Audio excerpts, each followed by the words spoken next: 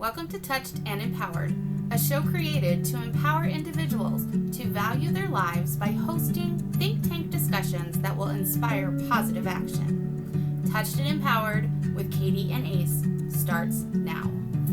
So, welcome to this episode of Touched and Empowered. I am Katie here with Ace, and today it's all about the animals. Yeah.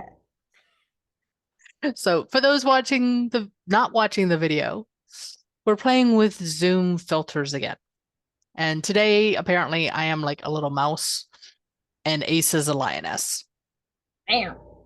Because that's what a lioness does. Bam. If you say so. I'm not going to try and make any mouse noises because it's just might sound wrong. I'm just going to leave it at that.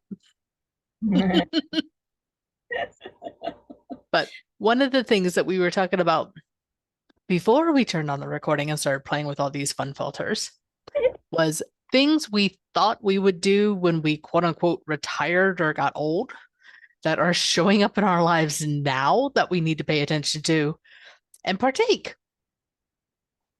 Because the universe is just providing.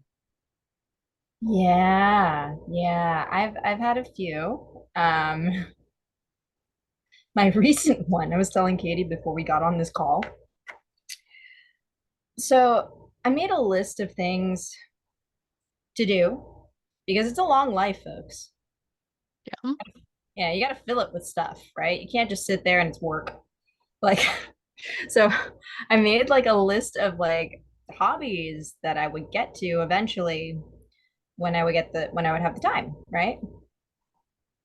Makes sense. I mean, like eventually I want to do more traveling around the world.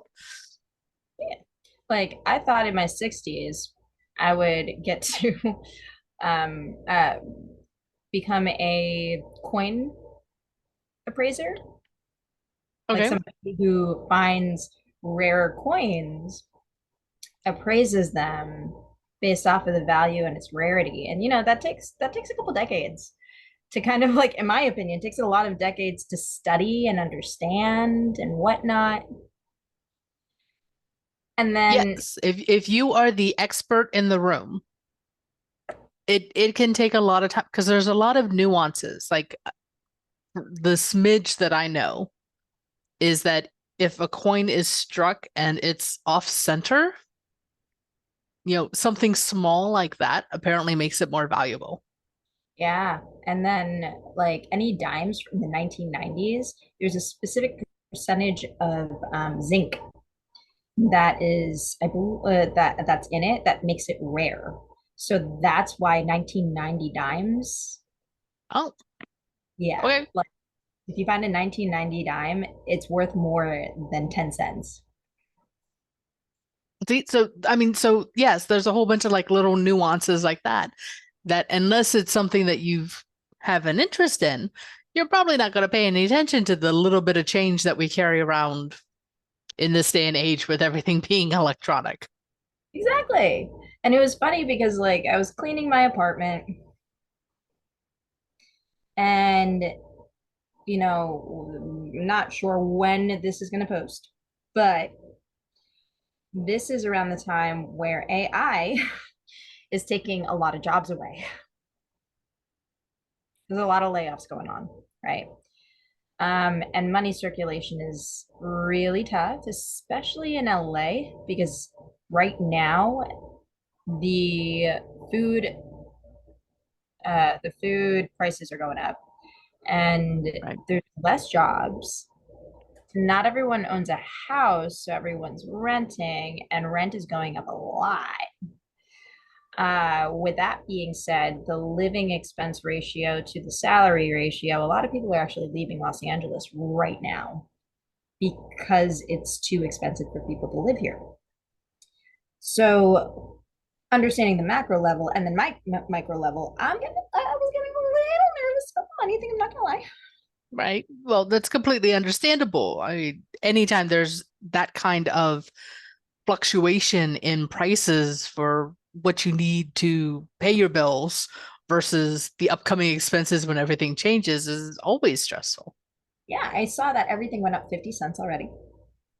Oh, wow. Everything, including food and my laundry coinage. So I've been looking around the apartment because somebody mentioned to me about maybe 2 months ago, yeah, rare coins. They're worth a lot. And I just happened to find this coin underneath my bed. And I was telling Katie this, and I was like, wait, what? So this coin right here, it's a $1 Lincoln gold coin for $1. It's an American dollar, right? Okay, so it's a dollar coin, like a what was it, Susan B. Anthony's that we had for a while? Yeah. So guess how much this is retail? I already told you how much, but pretend pretend, Katie, that I didn't tell you. What do Oh, you well, guess? okay. Not realizing that it was gold when you told me, realizing that it had Abraham Lincoln in it, I was figuring it was probably going to be worth a couple $100 just because it had Abe Lincoln on it. Yeah. Retail price, it's 2 grand. That is a nice chunk of change to find lying around underneath your bed. Right? That's rent for 1 month. I was like, okay. Then I found this at the corner of my room. Like I keep forgetting, like I have these coins laying around. It's like a Filipino tradition where when you gift a purse or a wallet, you put like a $2 bill or you put like a silver dollar in there. Hmm. Yeah. I didn't So know that was a tradition. it's an interesting tradition. Like my family has done it for years when they ever gift purses or wallets. So apparently I've had these. Well, I can understand the gifting of it because I've in my family for the longest time, at least when I was before I got married, it was we were gifted $2 bills. And it was just something that one of the grandparents did. And it was kind of cool. And I remember having them. I don't think I have any on hand right now, but it was still interesting to get them because it's not something you saw every day. Right? Same. And this is like 1982 A $50. half Okay. dollar. This one is worth about 2 grand. And these are like you can use these at like a general store and do the cents thing. But then when you sell them for what they're really worth, it's like crazy. And then additionally to that, I've been listening to videos, like YouTube videos, and you can actually I've learned that you can speed up the amount that you can understand and read and whatnot, I guess. Or maybe it's just my mind. I don't know. Maybe I'm just a strange human being. But a 1987 penny, 1987, I'm sorry, 1987 penny is worth that, like about $1 grand. And I'm sure that there's some significance to that year as to why it is valued more than a penny from the year before or the year later. Yes, and I don't Um, know what it is yet. yeah, well, it's like I know very little about coins, just the little bits that I've overheard from other people. Like sometimes it being off center, or something was double stamped, or something had a different minting on it because one of the main mint locations was closed, or there are all these different nuances. And it's the same with stamps. It's the same with comic books, for example. Anything that potentially was printed, created, minted for a limited amount of time is going to have different values depending on what else is going on in the world and also who finds it desirable. Yeah, also like wine. Yes. Oh my God, there are some bottles of wine that are expensive, worth a lot of money. Have you ever had a $10,000 bottle of wine? No, I have had a lot of wine that was less than $10, and I did treat myself and bought myself a $90 bottle of wine, and I could definitely tell the difference between $10 and 90. So I could only imagine what a couple $1,000 bottle of wine would taste like. I got to try it after I survived the Big Sur forest fire. I earned it, Well, Darren. I yeah, earned it. that's you earned it with that. That's I, a big deal. I earned it. Thank you. Mine was just I felt like Yeah, treating I kid you myself, not. so I have such a hard. That's a great treat. That's a great treat. I agree with you. So did I. I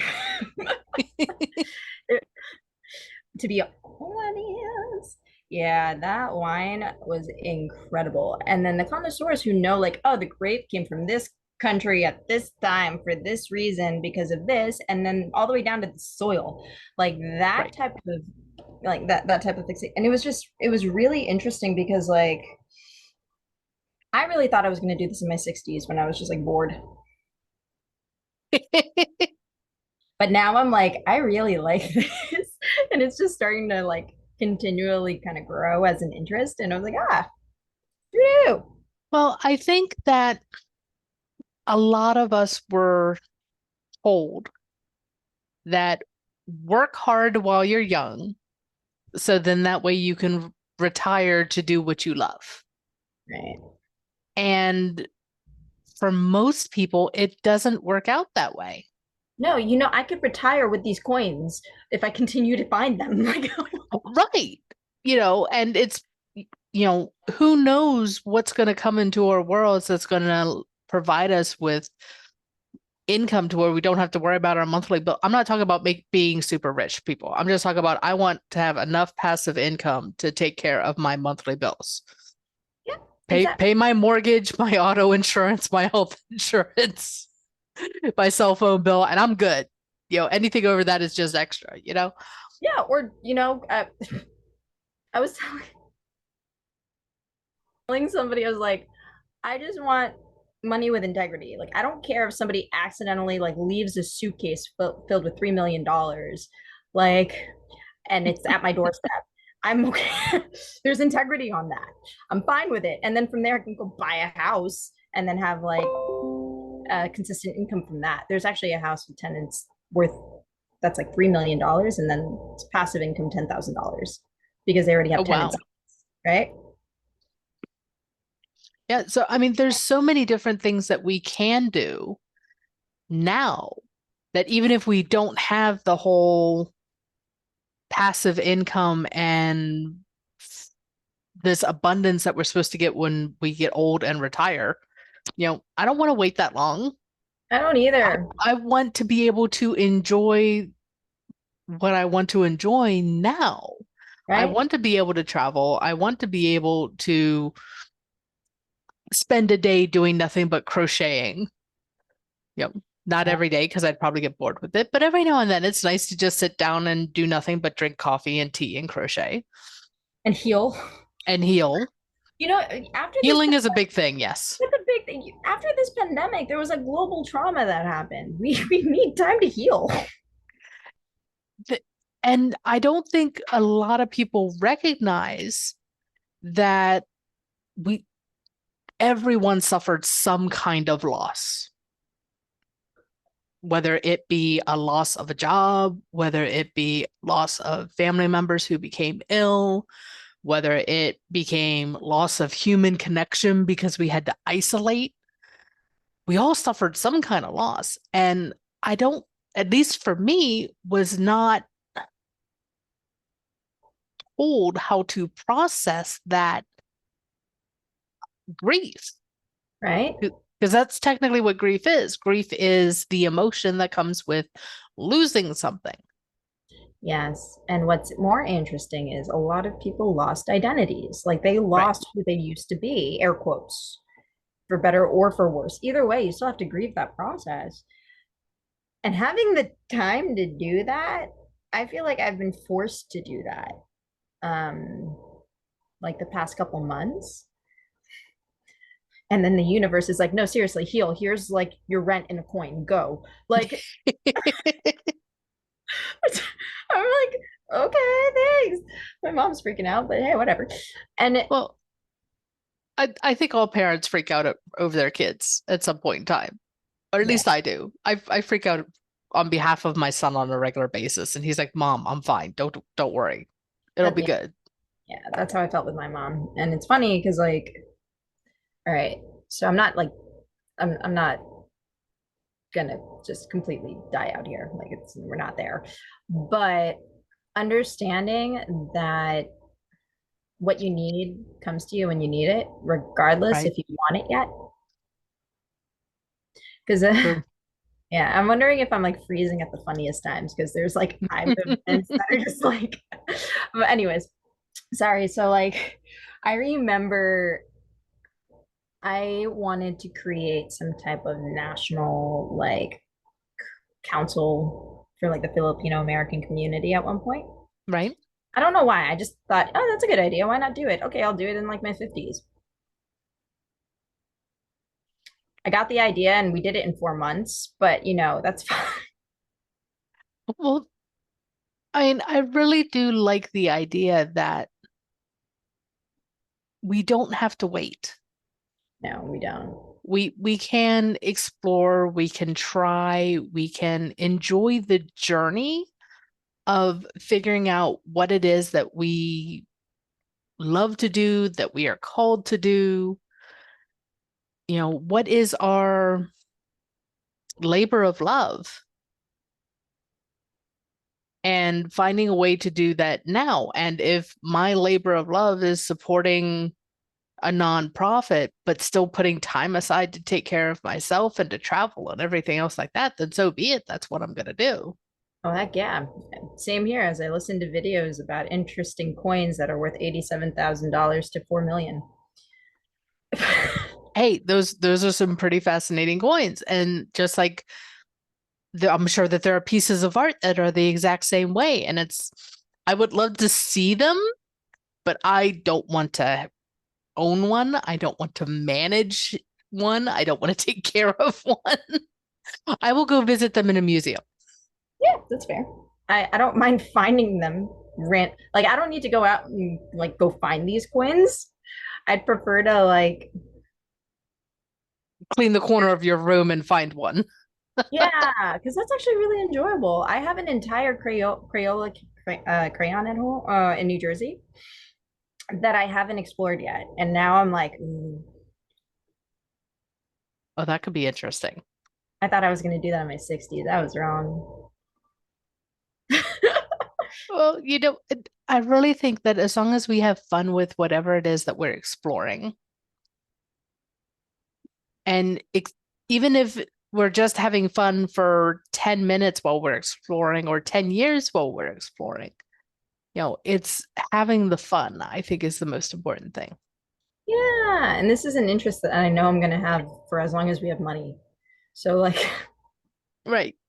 As long as we have tangible money, yes. yeah. Another interest that I like loved and I thought I was going to eventually just kind of grow to be good at was pool. Like when I was younger, billiards. I thought that Shooting pool. Yes. yeah, like when I was younger, when I was like in middle school, I would watch like my uncles play, and I thought because I sucked at 12, as as most people are, except my father. Um, and I honestly thought, okay, I'll learn how to do that in my 30s to 40s, and like I just played with my partner last night and kicked his ass 6 times. Like it's not. Well, I think maybe it's a good idea that we go back and we revisit these things that we thought we wanted to do when we quote unquote grew up or got old. Mhm. Because I remember one of the passions that I had was I had the dream to be an oceanographer. Aw, that's cute. And I'm like, okay, right now my reality is I absolutely love going to the aquarium. I do not need to do the wetsuit. I don't need to get into a submarine. I don't need to do deep sea exploring, but I can get the experience of pretending to be an oceanographer by just going and checking out the local aquarium. Nice. That's a good idea. So I can still kind of feed that little Katie dream by doing something like that. There you go. Okay. Yeah, that makes sense. You know what was like little me dream? What? This is gonna sound really funny. Ever watch Lara Croft? Oh yes. Yeah, I love the Laura Croft movies. I know they're based on a video game. I don't care. I like them anyways.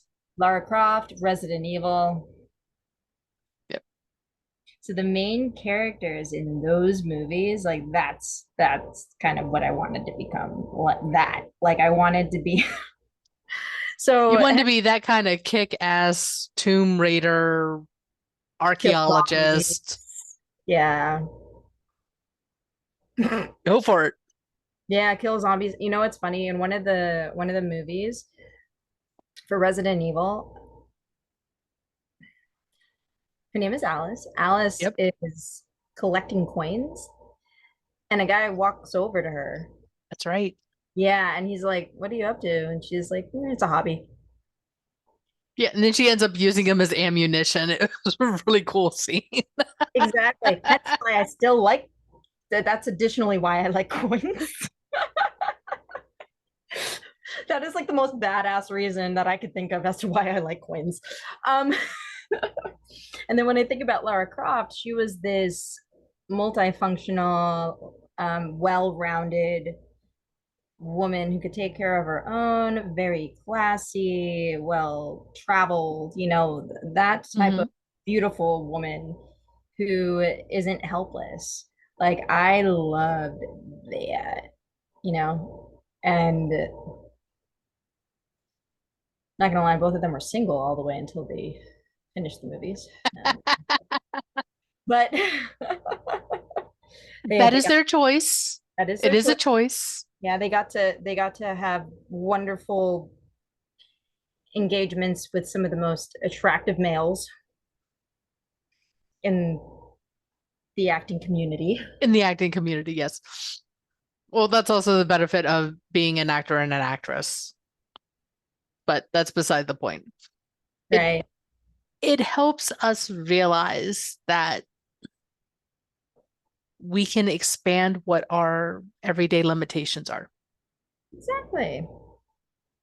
And I absolutely loved that. To be fair, I took it on as less of like, oh, it's a movie, more to, oh, I want to be, I'm going to be like that. Like, Hmm. so I understand gun control is a serious case in the United States. Yes, it is. Yes. When it comes to going to a shooting range, I know how to shoot a gun from there and only there. Yeah, know how to do a shotgun because I my stepdad took me trap shooting. Trap shooting is so much fun. So it's been 25 plus years since I've been on a range. If push came to shove, I'm pretty sure I could figure it out. Am I craving it? No. Well, they have a semi-automatic Beretta shotgun now. That's so you don't. I'm sure that that would be exciting to try one time It just was, so I could say that I did it, but that's it. yeah, it was great. I went to a shooting range already. Um, but yeah, these were the types of things that, for whatever reason, I just loved it, and like these are the interests that I thought I would do at the age of women in those movies. Well, I like the fact that, again, we don't have to wait. Right. There's granted, there are a lot of things that waiting does make it better. For example, wine needs to age a certain period of time before it's any good. So sometimes waiting is good, but there are other times where are we really waiting or are we just pushing it off because we don't think we deserve it yet? Now that's a prominent thought. I want to make a rainbow above my head of that thought. I want everyone to see that one right there. That's the underlier for all That of was us. the big light bulb moment. Yes. Because it is interesting. I was talking to somebody else who is also thinking about they made a list of all these different interests as well, right? Hmm. within those interests, they thought I would do those every 2 years. And push came to shove, they could do it now. Right. Yeah, it's like why can't we do it now? Why? And it's okay if it's well, there's something we need to learn before being able to do it. Perfectly fine, True. right? I needed to learn how to not get obsessed with coins before embarking on this interest because it is quite a world. Yes. Yeah. And it's like with any collection kind of hobby. You need to make sure that you're not investing more than you actually have because you still need to take care of those regular everyday bills. Yeah, So everything in moderation, as they say. But exactly. when it comes to having these things on our checklist that we always said, oh, I'll get to it when I'm older, I'll get to it when I'm older, there comes a time where it's like, I'm done waiting and I don't need to wait anymore because I can look back at my life and be like, okay, I have done A, B, C, D, E, F, G, and I have earned the right. I am worthy to have this item or this experience or this trip. Mm, Because for me, it was for the longest time, it was putting off traveling.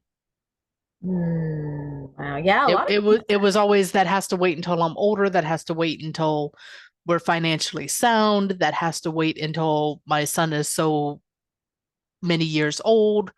I had that has to wait until A, B, C, D, E, F, G is checked off the list and stuff. And it took one sarcastic comment that convinced me to go to Fiji.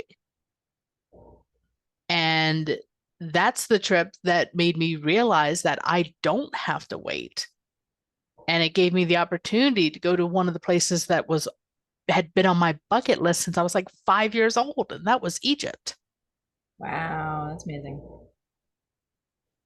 Now granted, I haven't done any traveling in the last year and a half, but you know what? I'm not waiting another 40 years to do this kind of traveling again. It's going to be sooner rather than later. I just have to, plan for it accordingly. I That was a don't year. have to wait. That's when we met. That was a year and a half ago. Yeah, honey. Oh, time flies. It Uh, was a year and 3 months ago that I went to Egypt. oh my heaven. Yeah, okay. Yeah, that's wow. That yeah. I You said something really interesting when it comes to timing, Right. right? So, yes, you don't have to wait 40 years for the next international trip. I'm very happy that you I made am very happy that I'm not going to have to wait that long. me too. I remember I thought I was going to go to the Latin Americas or Central America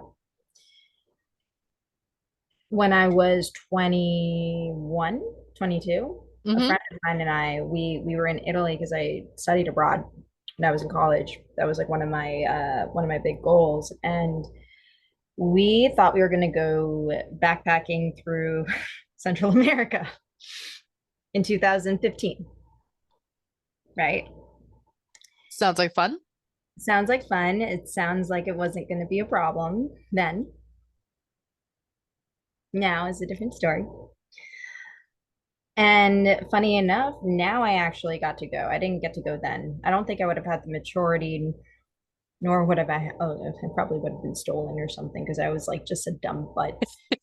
Just like then, like just not in the best mindset. And I needed to be in New York City at the time and build something else, which was really important.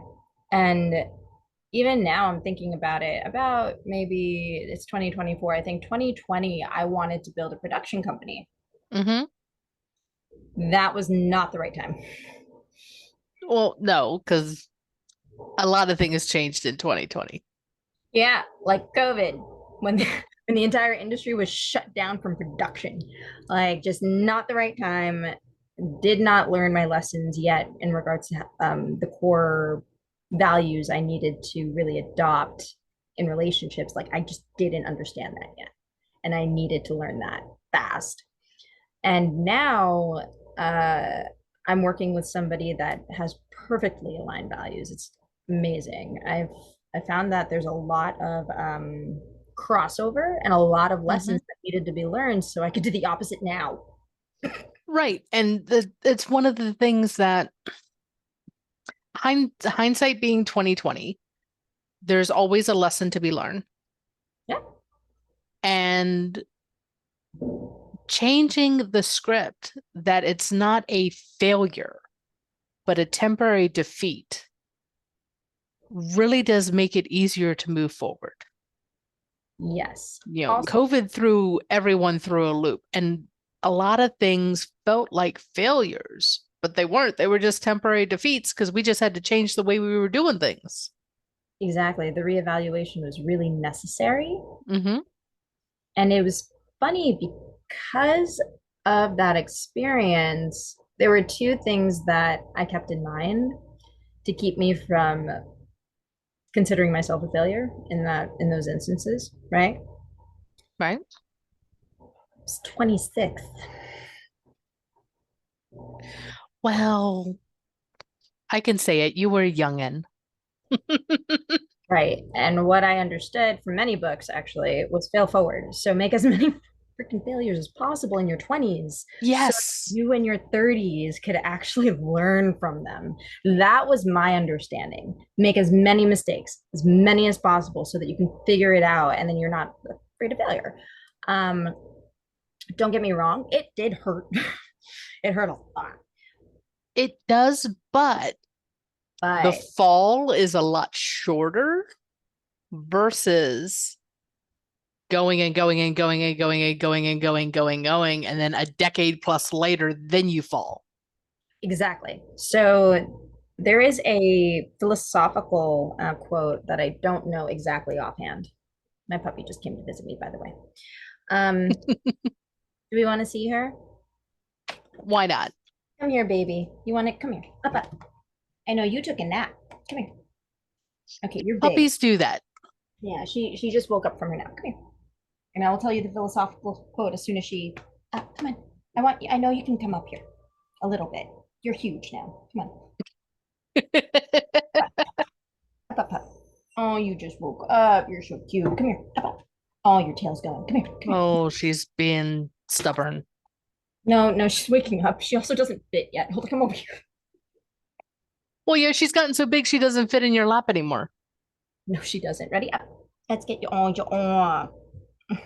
Now she's just in my lap. She's like, I want that. Okay. That is weird because that little lion face that you have was sitting off to the side like a third person in the room. That's creepy. Don't say that. Don't say that, please. Because there could be one, and that's not cool. All right, come on. Let's go say hi. Put your paws up. Paws up. Paws up. Come on. Up, up. Up, up. Come here. Come here, my big puppy. Let's go see everyone. Yes. She's huge. Hello, Midnight. Yes, she is. That's my Getting big very girl. big. Her nose is getting really long. This is her not fitting on my lap, and this is her. Oh, she's already on my lap though. Very Katie called it. So the quote is, um, and sometimes the mini defeat actually is the what do you call it? Is the springboard for the absolute victory in the end because you've learned all the lessons you need to in order to have like a really strong foundation for a victory. Like you found the bottle. Now you can fill it. That's my dog. Yes, that's Midnight grumbling in the background. Yeah, she's like, Mama, I don't fit on your lap anymore. I'm like, I know. So yes. Yes, baby. So, on that note, the biggest takeaways from this episode are don't wait to do what you love, Yep. She's huge. ignore the puppy in the room, Okay. I don't know if she'll let me, but okay. Good girl. Uh, And that it's never too late to revisit what you wanted to do as a child, and it's never too early to do what you wanted to do when you got old. there it is. There it is. And thank you very much for joining us this week. Thank you, everyone. We'll see you next time. See you next time. Thank you for joining us. We hope that the discussion today will inspire you to take positive action in your life. Until next week, be empowered.